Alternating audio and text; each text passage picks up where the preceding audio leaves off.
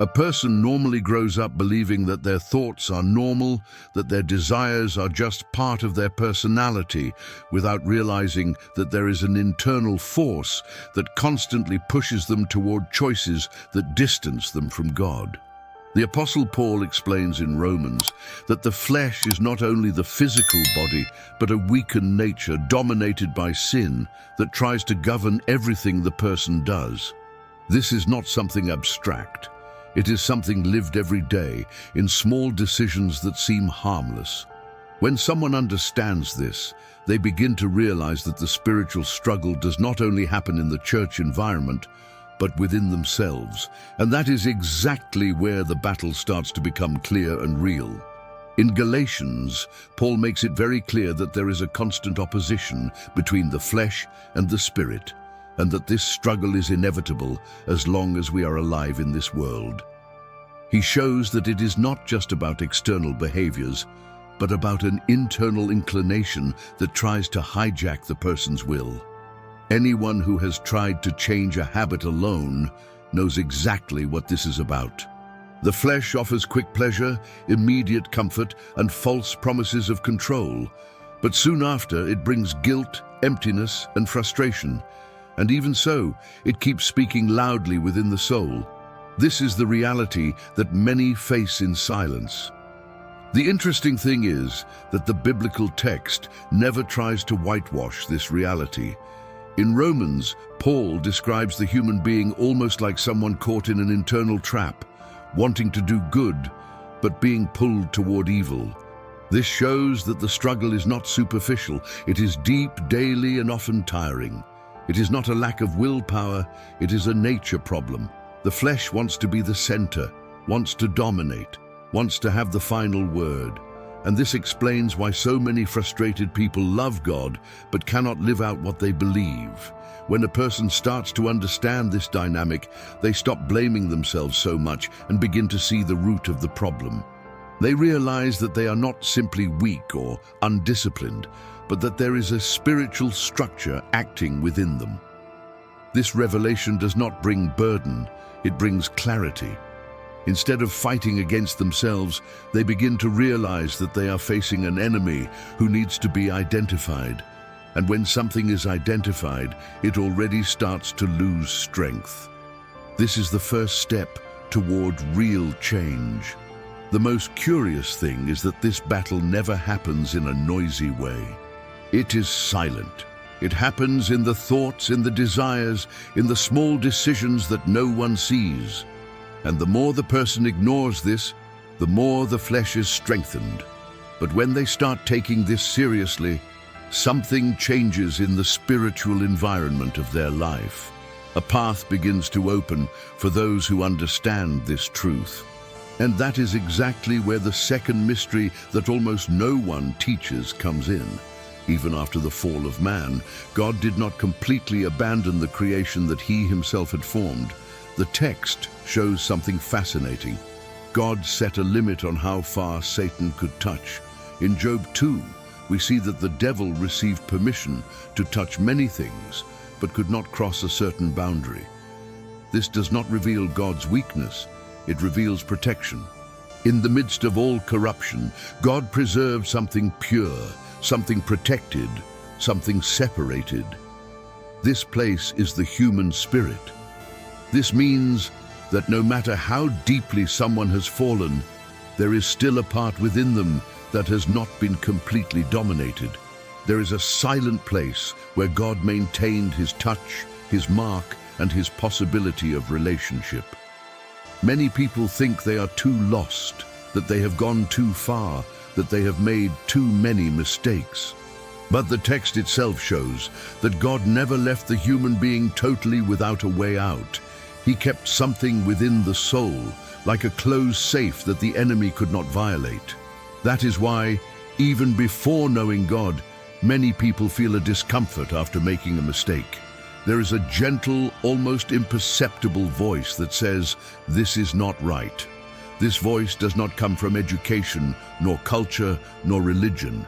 It comes from this spirit that was preserved by God. It is the last inviolable territory that Satan could not take. And this detail completely changes the way the person views their own story. When someone understands that God never gave up on them, even before they knew him, something aligns inside. The person realizes that they are not starting from scratch, but only awakening something that was already there, asleep. This preserved spirit is the point of contact between heaven and the soul. It is the place where God's call has always echoed, even in the darkest days. It is a silent but powerful truth. And the most surprising thing is that this spirit was not preserved because of human merit, but because of divine purpose. God had a plan, and because of that, he guarded this part of the human being. This detail changes the entire perspective of the spiritual struggle. The flesh seemed to have taken everything, but in reality, it never managed to touch what was most precious. And it is exactly in this preserved point that the next battle intensifies. Many people live with a conflict they cannot explain, but feel every day. They do something that is apparently normal, but inside, something bothers them. It is as if there is a faint light lit inside their chest that does not go out, even when everything seems dark. This feeling is not born of the fear of being seen, nor of religious guilt. It is born of the spirit that God preserved within the human being and which continues to speak in silence. This interior discomfort is, in fact, a blessing in disguise. While the flesh pushes for immediate pleasure, comfort, and pride, this internal voice points to something higher. It does not shout, does not force, does not accuse. It only whispers. And whoever learns to listen to this voice discovers that there is the beginning of a new way of living. It is not religion. It is spiritual sensitivity slowly awakening. Many times, people try to silence this voice. They distract themselves, occupy their minds, flee from silence, because they know that in silence this voice becomes clearer. But the more they try to flee, the emptier they feel. This happens because this voice does not exist to condemn, but to protect. It is like a spiritual alarm that sounds before the soul is hurt. It is the invisible hand of God gently trying to guide the heart. The Bible describes this functioning deeply, albeit indirectly, when it shows that the Spirit bears witness within man. It is something living, real, and present. Instead of seeing this voice as a burden, the person starts to see it as a gift. They understand that they are not alone within themselves, that there is a direction, a spiritual compass working silently, and this changes everything in a subtle but irreversible way. And when the person begins to identify this voice and no longer ignore it, something very dangerous starts to happen in the world of the flesh. The flesh feels threatened because it realizes it is losing control. It is at this moment that the struggle stops being passive and becomes active. And the next stage of this battle is exactly where most people get lost. Many people imagine that the Christian life is a straight line, but the reality is much more like a continuous battle that happens within the heart. In Galatians, the Apostle Paul explains that the flesh struggles against the spirit, and the spirit struggles against the flesh, so that the person does not do what they truly desire. This is not theory. It is daily experience. It is waking up determined to do good, and hours later realizing that thoughts, words, and attitudes went the opposite way. This internal tension does not mean lack of faith. It means the person is spiritually alive. Whoever is spiritually dead does not struggle. They only follow their own impulses. The conflict only happens when the spirit begins to awaken a new consciousness. And the more the person desires to please God, the clearer this battle becomes. It is not a sign of weakness, it is a sign that something within them is awakening. The problem is that many get tired in the middle of the process because they think the struggle should not exist. They think, if God is with me, why do I still feel all this? But the Bible does not promise absence of struggle. It promises presence of direction. The Spirit does not remove the battle, He teaches how to lead it. And this completely changes the mentality of those who are tired of faking strength. In practice, this struggle appears in small things, in impulsive answers, in wrong impulses, in silent choices. The flesh wants quickness, the Spirit wants depth. The flesh seeks immediate satisfaction, the Spirit points to something eternal. It is an invisible dispute that happens all the time, and whoever does not understand this ends up feeling alone, when in fact they are living exactly the process described in the Scripture. The most intense thing is that this struggle does not diminish with time, it becomes more subtle. The more spiritually sensitive someone becomes, the more they perceive the movements of the flesh. And this makes many people think they are getting worse, when in fact they are awakening. And this awareness prepares the ground for something even deeper that happened in the history of faith. There is a fascinating point in spiritual history that few people stop to contemplate deeply.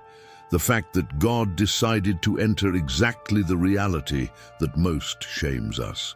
John's Gospel says that the Word became flesh and dwelt among us in John chapter 1. This was not just a visit. It was a real identification with our condition. He did not come as a distant being. He came as someone who understands in practice the weight of human fragility. Isaiah had already prophesied that he would have no external beauty, that his appearance would not call attention.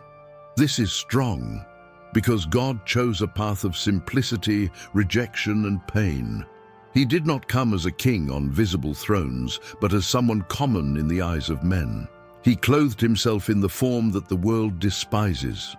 And all this had a spiritual purpose that normally goes unnoticed.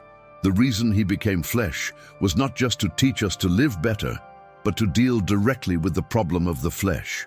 The text shows that he came exactly where sin reigned to condemn it right there. He entered the battlefield. He did not observe from afar. And the most impressive thing is that he was never contaminated, although he made himself similar to us. Isaiah describes that he was despised, rejected, wounded. But behind all this pain, something much greater was happening. Christ was carrying our condition, facing what no human being would be capable of overcoming alone. He was entering the system of the flesh to break it from within. This completely changes the way we see the cross. And when someone understands that Christ did not just come to help, but came to invade the territory of the flesh, everything gains a new perspective. The cross stops being just a symbol of suffering and becomes a landmark of spiritual war won. But this victory did not stop there. Something even more extraordinary was about to happen. Many people see the cross only as a moment of pain, but the Bible shows that it was the stage for a deep spiritual judgment. In Romans chapter 8, it is revealed that God condemned sin in the flesh through Christ. This means that the problem was dealt with at the root, not just on the surface. It was not a negotiation with sin. It was a sentence. It was not an agreement. It was an eternal condemnation. On the cross, something invisible happened. Satan legally lost the right of dominion that he seemed to have conquered. The flesh, which before felt invincible, was judged before heaven. Even if today it still tries to manifest itself, its authority was broken. It is no longer the owner of the throne, just a voice trying to deceive. This understanding changes the way the battle is fought. The most interesting thing is that God allowed the flesh to continue existing in the human experience. This seems contradictory, but it has a very deep spiritual purpose. If the flesh were completely removed, the person would never learn to depend on the Spirit. The presence of the flesh becomes an instrument of training. It pressures, and the pressure pushes the soul toward God. When someone understands that the flesh has already been judged, they stop treating it as invincible. They begin to see it as something that makes noise but does not govern. The struggle stops being based on despair and starts to be based on awareness. The person begins to realize that they are not fighting to win, but fighting from an already established victory. Even so, many people still live as if the cross had solved nothing. They keep trying to win in their own strength, when in fact everything has already been done. But there is a second movement of Christ that makes this victory something even more intimate and accessible, and that is exactly what changes everything in the next stage. There is a moment in spiritual history that is simply revolutionary, but many people go through it without realizing all its depth. The Bible reveals in 1 Corinthians that the last Adam became a life-giving spirit, and this completely changes the way the Christian relates to God. He is no longer just someone who observes Jesus from afar, but someone who can receive him inside. In John chapter 20, Jesus breathes on the disciples, and that breath was not symbolic. It was life being transferred. This detail transforms everything. Faith stops being only external behavior and becomes an internal reality. God no longer just wants to be admired or obeyed from a distance. He wants to dwell. The Spirit does not visit occasionally. He desires to make a home. This changes the idea of religion and transforms faith into a living, daily, and intimate relationship. It is no longer following rules. It is living a constant presence. Many live frustrated because they try to conquer the flesh without using the weapon that God has already placed within them. They fight with willpower, promises, and discipline, but forget that Christ himself lives within them. The life-giving Spirit is not a theory. It is an active source of life. He is strength, direction, comfort, and confrontation at the same time. He propels what the soul alone could never sustain. When a person awakens to this reality, they stop trying to be spiritual and start living by the Spirit. Change does not happen from the outside in. It happens from the inside out. The fight stops being only with behavior and starts to be an intimate, internal, almost silent conversation. The presence of God stops being a place and becomes a companionship. And that is exactly where something starts to become very practical. Because if Christ lives within the human spirit, then there is a way to connect with this presence simply and really in everyday life. And this path opens a next level of spiritual awareness. There is a profound difference between knowing that the Spirit dwells within the person and truly living from that reality. In Romans chapter 8, it is said that those who live according to the Spirit experience life and peace, while those who live according to the flesh face confusion and eternal death. This is not a threat. It is a spiritual diagnosis. The direction of life changes depending on where the mind rests every day. It is not about perfection. It is about direction. In practice, walking according to the Spirit means learning to listen before acting. It means creating small spaces of internal silence where the person asks, does this come from the flesh or the Spirit? This type of sensitivity is not born overnight. It is trained in everyday life. And the more the person learns to pause, the more they realize that life in the Spirit is not heavy. It is light. It does not oppress. It leads. One of the biggest traps is to think that walking in the Spirit is living a life distant from reality. But the Spirit does not distance anyone from problems. He teaches how to cross them with another posture. He does not change the scenery immediately. He changes the heart within the scenery.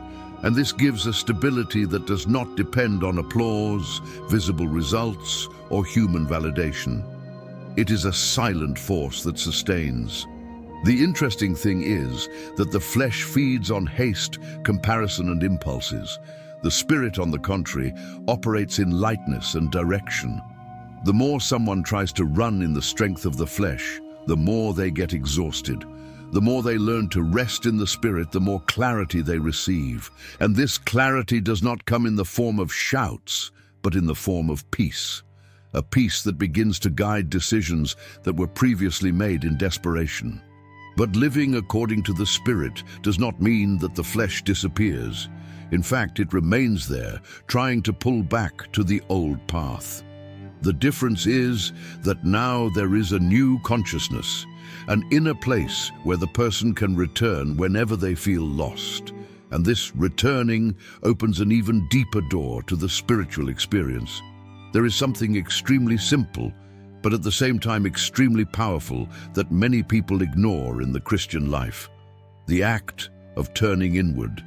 Proverbs says that the spirit of man is the lamp of the Lord, and this reveals that God established a specific place to speak with his children. It is not in the shouts, not in the agitation, but in this inner place where the consciousness calms down. When the person learns to return to the Spirit, they find a type of silence that is not empty. It is full of presence.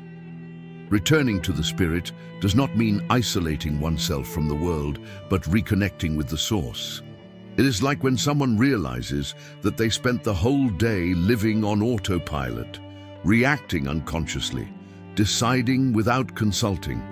At that moment, they can pause, breathe, and return to that inner point where there is light. This movement is so simple that many people doubt its power.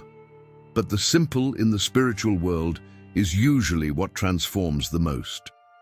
When the person returns to the Spirit, they begin to notice subtleties that previously went unnoticed. A word that should not be said, a thought that should not be nourished, an attitude that should not be taken. It is not a loud voice, it is a gentle impression. And this is exactly what creates a life of true vigilance, without paranoia, without fear, just sensitivity. This return to the Spirit also breaks the cycle of spiritual fatigue. Instead of trying to win by shouting, the person wins in recollection. Instead of fighting alone, they reposition themselves. And the more they practice this, the more they realize that the problem was never lack of strength, but lack of focus on the right place. This is the secret that many ignore, but which changes the entire Christian experience. However, this return to the Spirit is not an end in itself. It opens the way for something even deeper, a new way of relating to God through Christ's own inner life. When Jesus said that whoever eats of him will live by him, in John chapter 6, he was revealing something that goes far beyond a symbolic moment. Eating Christ is not just participating in an external ritual, it is learning to feed daily on the life that he offers. It is a continuous process of receiving his word, his life, his presence. Just as the body needs constant food, the spirit also needs to be nourished. Many believe that growing spiritually is only avoiding evil, but true transformation happens when the person starts to feed on good. It is not just fleeing from sin, it is nourishing life. When someone spends time in the Word, not as an obligation but as food, something silent starts to happen. The flesh begins to lose strength, not through repression, but through lack of nourishment. It weakens because another life is being strengthened inside. Eating Christ happens in the details, in the calm reading of a verse, in simple prayer, in silent meditation, in sincere conversation with God. It does not need aesthetics, it does not need performance. It is something intimate, almost hidden, and in this simplicity, the Spirit occupies space. He begins to grow inside the person, and the flesh, little by little, loses the throne it thought belonged to it. The beautiful thing is that this practice does not generate burden, it generates healthy dependence. The person begins to realize that they can no longer feel good without this spiritual nourishment. But it is not an addiction, it is a life. They start to desire God's presence as something essential, not as a religious obligation. And the more they feed, the stronger their spirit becomes. And when the spirit is strengthened, something starts to happen in the larger body, in community life, because no one walks alone in this process. There is a collective dimension of this growth that needs to be understood. There is a little spoken truth. The spiritual life was never intended to be solitary. In 1 Corinthians, it is written that all were baptized into one spirit to form one body. This reveals that living in the Spirit is not just an individual experience, but a collective construction. Every person who decides to walk in the life of the Spirit strengthens not only themselves, but also the environment around them. When a person is full of the Spirit, they emit a type of peace that cannot be manufactured. It is not preaching, it is presence. Those nearby feel it. This is spiritual edification. In Ephesians, the Bible shows that all are being built together for a dwelling place of God in the Spirit. God is building something living using imperfect people who have decided to walk according to the Spirit. This changes the way one sees church. This edification does not only happen in services, it happens in conversations, in small supports, in moments when someone chooses not to react in the flesh. Every choice creates a lighter environment. Every decision in the Spirit raises something invisible. The world may not see it, but heaven recognizes it, and this silent construction forms a people who carry the presence of God without needing noise. The most powerful thing is that the enemy cannot stop a community that lives by the Spirit. He can attack individuals, but when there is spiritual unity, there is a force that becomes difficult to break. That is why the Spirit does not just work to transform individuals, but to form a living expression of Christ on earth. This is an old but extremely current plan. And within this spiritual body, there is something even deeper, the awareness of a destiny, a direction, a spiritual place toward which everything is being led. The Bible uses physical places to reveal spiritual truths, and Jerusalem is one of these powerful symbols. In Psalms, it is written that the Lord builds up Jerusalem, and this goes far beyond a city. Jerusalem represents a place of peace, a place of order, a place where God governs. When the text speaks of this city being built, it is pointing to the construction of a spiritual reality within each person and within the people of God. Isaiah speaks of a Jerusalem of joy, created for rejoicing. This shows that God's plan was never to generate oppressed people, but a people who live in an atmosphere of deep peace. This symbolism helps us to understand that living in the Spirit is very similar to living in a well-structured city. Everything has its place. Every decision has a principle. Every choice is born from the center, not from confusion. When the person lives according to the Spirit, they begin to build this internal Jerusalem. Their thoughts become more organized, their emotions more stable, their direction clearer. The flesh no longer governs as before, and even when there are failures, there is a solid base to return to. It is like living inside walls that protect, and not in open fields where any wind knocks down. The most fascinating thing is that this spiritual place is not built in a day. It is raised little by little, by simple decisions, by frequent returns to the Spirit. It is not strength, it is constancy. It is not perfection, it is direction. And every person who chooses to live like this is cooperating with something much greater than they imagine. But this construction is not the end of the journey. There is an even deeper dimension which touches the eternal purpose of God and the destiny of the spiritual life. There is a truth that surprises many people. The battle does not diminish when the person approaches God. It intensifies. In Romans chapter 7, the Apostle Paul describes a war within him, a law in his members fighting against the law of his mind. This shows that the more the Spirit begins to assume government, the more the flesh tries to regain lost territory. It is not a sign of setback, it is a sign of progress. The enemy only fights for territories that are being conquered. When the Spirit begins to govern, small things start to bother. Conversations that previously seemed normal now sound empty. Attitudes that were once acceptable now hurt the conscience. It is not guilt, it is growing spiritual sensitivity. The person starts to perceive the weight of choices, and this awakening is often confused with weakness, when in fact it is maturity being born inside.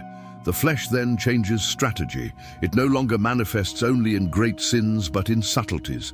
Pride disguised as zeal, irritation hidden behind sincerity, impatience justified as tiredness.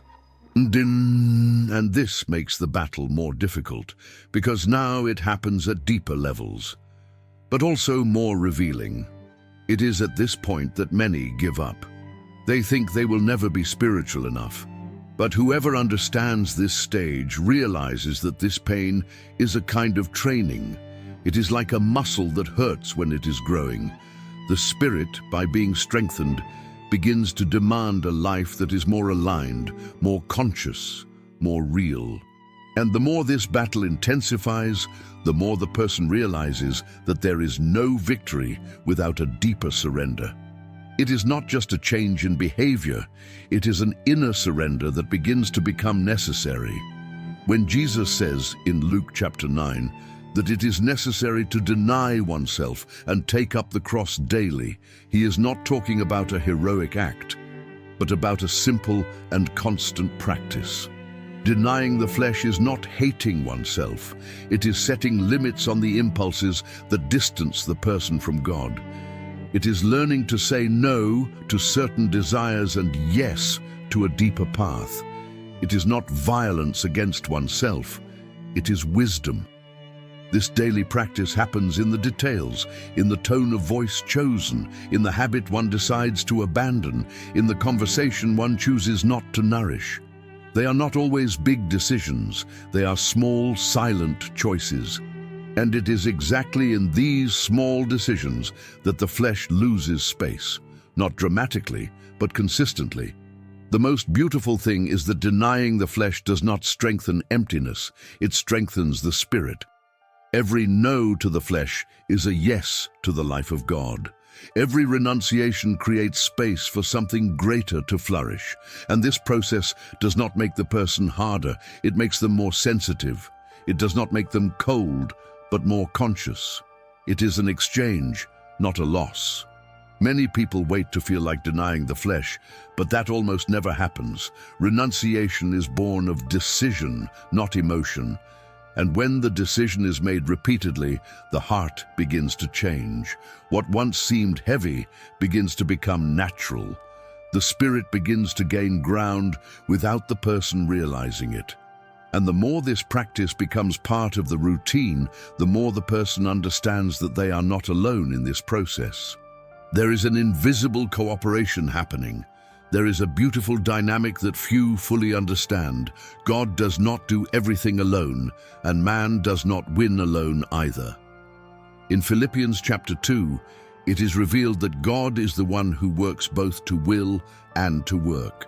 This shows that there is a partnership. Man decides and God sustains. Man moves and the Spirit enables. It is a spiritual collaboration. This understanding frees the person from two dangerous extremes, spiritual pride and spiritual passivity. They understand that they do not need to force it alone, but they also understand that they cannot become complacent. There is a living balance. Every step is human, but every strength is divine. This creates a much lighter and more true spiritual life. In everyday life, this cooperation manifests simply. The person feels the impulse to pray even without wanting to. They feel the desire to read the word even when tired.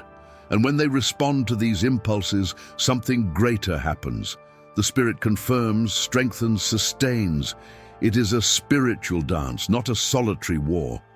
This partnership creates a new mentality. The person stops fighting against God and starts fighting with God.